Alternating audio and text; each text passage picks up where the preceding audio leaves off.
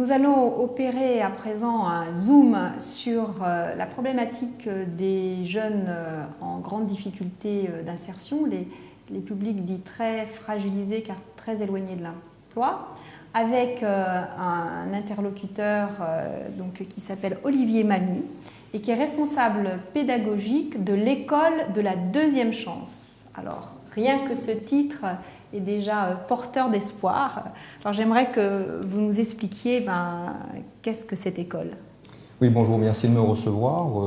Alors déjà, cette école existe depuis la fin de l'année 2010, l'année 2011. L'école a pour objectif de construire avec le jeune un parcours de formation et de construire avec ce jeune un projet personnel et professionnel. La formation est individualisée. Elle dépend bien sûr du projet du jeune. Notre mission au sein de l'école, c'est de permettre à ce jeune, à l'issue de ce parcours, de s'insérer. Il existe plusieurs types d'insertion possibles, c'est du concret, c'est du palpable. Je vous donne deux réponses possibles. Il peut trouver un emploi ou il peut accéder à une formation qualifiante et diplômante. Autrement dit, si je comprends bien, vous participez à construire un socle de compétences de base qui permettraient à ce jeune de savoir mieux s'orienter ou alors d'intégrer directement un emploi. C'est bien cela?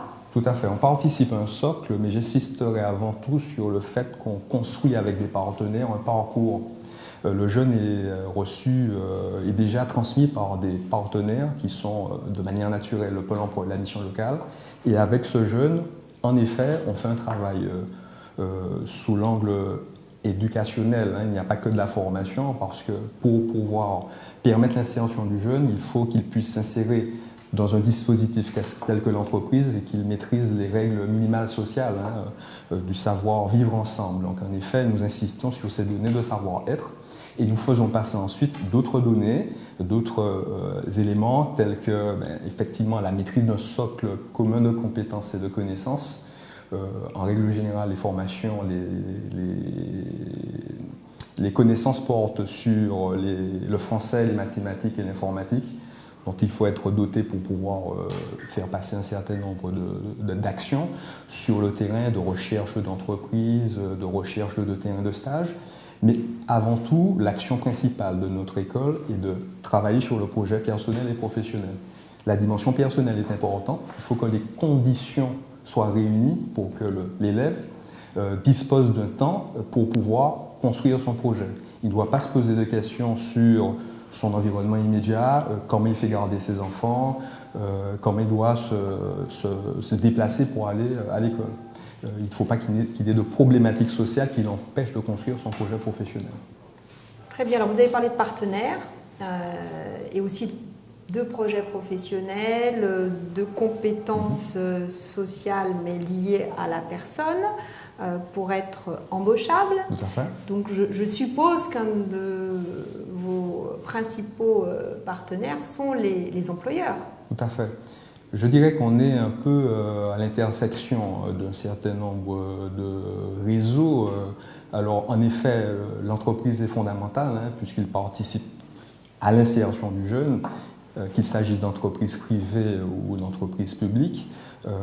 J'ai parlé tout à l'heure en amont des partenaires qui permettaient de prescrire le jeune. Je rappelle que c'est une démarche de construction de projets professionnels.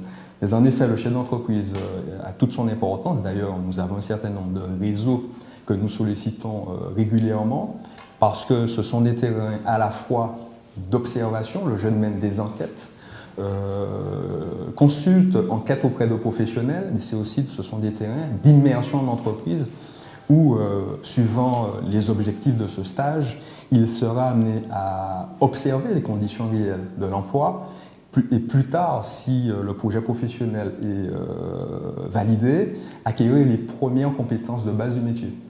Très bien. Alors, qu'est-ce que vous auriez à dire à un jeune qui passerait là devant votre stand sur le village? Alors, ce que je lui dirais déjà, c'est que s'il a envie de donner un sens à sa vie et de s'inscrire dans l'activité et d'être capable de fournir une contribution à notre société, c'est de venir à l'école de la deuxième chance, ou de passer par les partenaires, je dirais, naturels de l'école, les missions locales, qui vont faire un premier travail d'évaluation de projet. Et si en effet ce jeune correspond au profil type que j'ai indiqué tout à l'heure, c'est-à-dire âgé de 17 à 25 ans, motivé avant tout et sans qualification, il sera orienté vers la mission, vers l'école de la deuxième chance, qui va avec lui travailler sur son projet. Très bien, je vous remercie pour cette belle présentation d'un beau dispositif aussi. Je vous remercie de m'avoir invité. Au revoir. Au revoir.